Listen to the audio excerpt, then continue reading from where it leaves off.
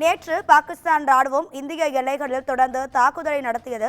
இதற்கு இந்திய ராணுவமும் தக்க பதிலடி கொடுத்து வந்தக்கூடிய நிலையில் ஜம்மு காஷ்மீரின் எல்லையோர பகுதிகளில் பாகிஸ்தான் நடத்திய தாக்குதலால் வீடுகள் மற்றும் வாகனங்கள் சேதமடைந்துள்ளன. இது குறித்தான கூடுதல் தகவல்களை நமது தலைமை செய்தியாளர் சிவா வழங்கிட கேட்கலாம். சிவா, வணக்கம். உங்க விரிவான தகவல்களை சொல்லுங்க. ராதிகா, கடந்த 2 நாட்களாக நள்ளிரவுல பாகிஸ்தான் அத்துமீறி இந்தியாவினுடைய பொதுமக்கள் அதிகம் குடியிருக்கக்கூடிய குடியிருப்புகளை நோக்கி நடத்தப்பட்ட ஒரு அத்துமீறிய தாக்குதல் தொடர்ந்து முறியடிக்கப்பட்டு வந்த நிலையில தற்போது பகல் நேரங்களில் கூட பாகிஸ்தானுடைய ஏவுகணைகள், பாகிஸ்தானுடைய ட்ரோன்கள், பாகிஸ்தானுடைய போர் விமானங்கள் இந்தியாவை நோக்கி, இந்திய பகுதிகளை நோக்கி தொடர்ந்து ஏவப்பட்டு வருகின்றன. அந்த அடிப்படையில் ஜம்மு காஷ்மீருடைய எல்லை கட்டுப்பாட்டு கோட்டை ஒட்டி இருக்கக்கூடிய பல்வேறு பகுதிகளில் பாகிஸ்தான் ராணுவத்தினுடைய இந்த தாக்குதல் காரணமாக பல்வேறு வீடுகள், பொதுமக்கள் குடியிருக்கக்கூடிய வீடுகள் சேதமடைந்திருக்கின்றன. ஏற்கனவே மக்கள் பதுங்கு குழிகளில் தங்க வைக்கப்பட்டிருக்கக்கூடிய நிலையில ஒரு சிலர் பகல் நேரம் என்று சொல்லக்கூடிய ஒரு காரணத்தினால் அவர்கள் வீடுகளுக்கு வரக்கூடிய ஒரு நிலை ஏற்பட்டிருக்கிறது. அந்த நேரத்தை பார்த்து பாகிஸ்தான் ராணுவம் இந்த தாக்குதலை மேற்கொண்டிருக்கிறது. ஷெல் தாக்குதலால் இந்த வீடுகள் கடுமையாக சேதமடைந்திருக்கக்கூடிய காட்சிகளெல்லாம் தொடர்ந்து பார்த்து கொண்டிருக்கிறோம். வீடுகள் மட்டுமல்லாமல் ஒரு துயரமான செய்தியாக ஒரு உயிரிழப்பையே நாம் சந்தித்திருக்கிறோம். குறிப்பாக ஜம்மு காஷ்மீர் அந்த மாநிலத்தில் இருக்கக்கூடிய ரஜௌரி நகரத்தின் கூடுதல் மாவட்ட வளர்ச்சி ஆணையராக இருக்கக்கூடிய ராஜ்குமார் தப்பா என்பவர் சுட்டுக் கொல்லப்பட்டிருக்கிறார். இது தொடர்பான ஒரு இரங்கலை கூட ஜம்மு காஷ்மீருடைய முதலமைச்சர் உமர் அப்துல்லா தன்னுடைய எக்ஸ் பக்கத்துல பதிவு செய்திருக்கிறார்.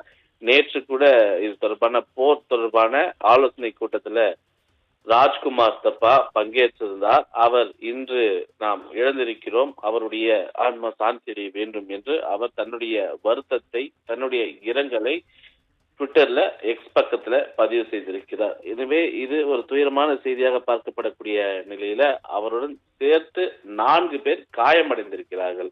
ராஜ்குமார் தப்பா இறந்திருக்கக்கூடிய நிலையில 4 பேர் இந்த பாகிஸ்தானுடைய தொடர் தாக்குதல் காரணமாக காயமடைந்திருக்கிறார்கள்.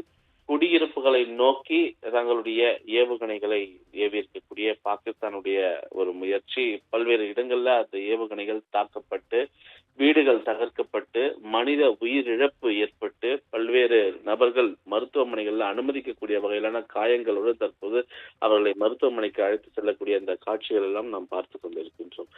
குறிப்பாக ஒருபுறம் இது போன்ற ஒரு சிறிய அளவிலான இழப்புகளை நாம் சந்திக்க நேர்ந்தாலும் பெரிய அளவிலான இழப்புகளிலிருந்து நம்மளை இந்திய ராணுவம் தற்காத்து வருகிறது அப்படிங்கிறது தான் இதுல உண்மையாகவே பார்க்கப்படுகிறது. அந்த அடிப்படையில ஸ்ரீநகர்ல தொடர்ந்து இன்று நேற்று நள்ளிரவு முதல் தொடர் தாக்குதல் நடத்தப்பட்டு வந்த நிலையில இன்று பகல் நேரங்களிலும் தாக்குதல் நடத்தப்பட்டு வருகிறது. சைரன் ஒலித்தபடியே இருக்கிறது.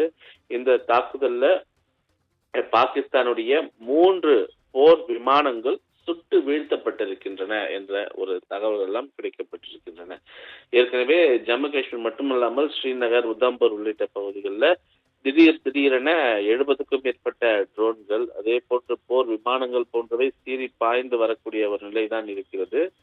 அந்த போர் விமானங்களையும் அந்த ட்ரோன்களையும் வழியிலேயே இடைமறித்து தாக்கக்கூடிய ஆற்றலை இந்திய ராணுவம் பெற்றிருக்கக்கூடிய ஒரு நிலையில 3 போர் விமானங்கள் முழுமையாக தகர்க்கப்பட்டிருப்பதாக செய்திகள் கிடைத்திருக்கின்றன. அந்த போர் விமானங்களுடைய பாகங்கள் எல்லாம் ஆங்காங்கே சிதறி இருக்கக்கூடிய ஒரு காட்சிகளும் நமக்கு தெரிகிறது. எனவே இந்த போர் விமானங்களை பொறுத்தவரை அவர்களுக்கு ட்ரோன்களை இழந்தால் பெரிய அளவிலான ஒரு இழப்புகள் இல்லை. ஆனால் போர் விமானங்களை இழந்தால் அவர்களுக்கான இழப்புகள் என்பது பெரியதாக இருக்கும். ஏனென்றால் தற்போது வரை ஒரு பொருளாதார நெருக்கடியில் இருக்கக்கூடிய பாகிஸ்தான் சர்வதேச நிதி ஆணையத்திடம் 8500 கோடி ரூபாய் வரை, 8500 மில்லியன் வரை தங்களுக்கான ஒரு கடன் தொகையை வழங்க வேண்டும் என்று கேட்டிருக்கக்கூடிய நிலையில் அதற்கான ஒப்புதல் எல்லாம் வழங்கப்பட்டிருக்கிறது. அவர்கள் இழக்கக்கூடிய ஒவ்வொரு போர் விமானங்களுக்கும் அவர்கள் ஈடு செய்யக்கூடிய வகையில் இந்த கடன் தொகையை வைத்து அமெரிக்கா, சீனா உள்ளிட்ட நாடுகளிடமிருந்து அவர்கள் இது போன்ற ஒரு ஆயுதங்களை, போர் விமானங்களை வாங்குவதற்கான ஒரு வாய்ப்புகள் இருப்பதாக தெரிகிறது. இந்தியா அதற்கான எதிர்ப்பினை பதிவு செய்திருந்தாலும் கூட இந்தியாவினுடைய எதிர்ப்பையும் மீறி அவர்களுக்கான இந்த கடன் தொகை வழங்குவதற்கான முக்கிய காரணமாக இருப்பது அமெரிக்காவினுடைய பொருளாதாரத்தை மேம்படுத்த வேண்டும், அமெரிக்காவினுடைய அந்த போர் விமானங்கள், போர் தளவாடங்கள் விற்கப்பட வேண்டும் என்பதற்கான ஒரு வழிமுறையாகத்தான் இது பார்க்கப்படுகிறது. அந்த அடிப்படையில் 3 போர் விமானங்கள் முழுமையாக பாகிஸ்தானுடைய போர் விமானங்கள் சுட்டு வீழ்த்தப்பட்டு தொடர்ந்து இந்த தாக்குதல் என்பது ஆங்காங்கே நடைபெற்றுதான் வருகிறது. ஏற்கனவே C-16 உள்ளிட்ட பல்வேறு போர் விமானங்களை எல்லாம் பாகிஸ்தான் இழந்திருந்த நிலையில தற்போது கூடுதலாக 3 போர் விமானங்கள் தகர்க்கப்பட்டு தாக்கப்பட்டு நிலை குலைந்து அங்கு சிதறி இருக்கக்கூடிய காட்சிகளும் தற்போது இன்னும் சற்று நேரத்தில் அந்த காட்சிகள்லாம் நமக்கு கிடைக்கப்பெற இருக்கின்றன.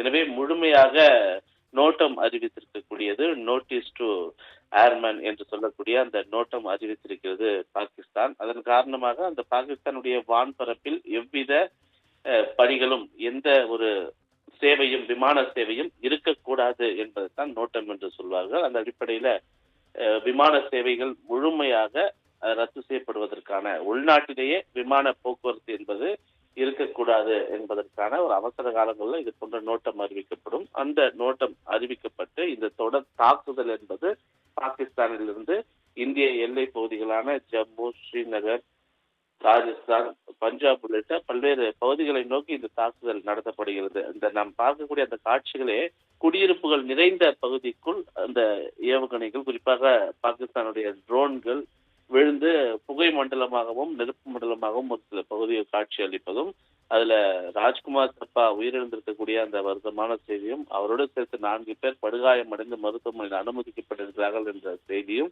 இந்திய ராணுவத்தினரிடையே சற்று ஒரு கலக்கத்தை ஏற்படுத்தினாலும் அவர்கள் தைரியத்தோடு இந்த போரை தொடர்ந்து எதிர்கொண்டு ராணுவத்தினுடைய வலிமையை பாகிஸ்தானுக்கு தொடர்ந்து காட்டி வருகிறார்கள். ராதிகா.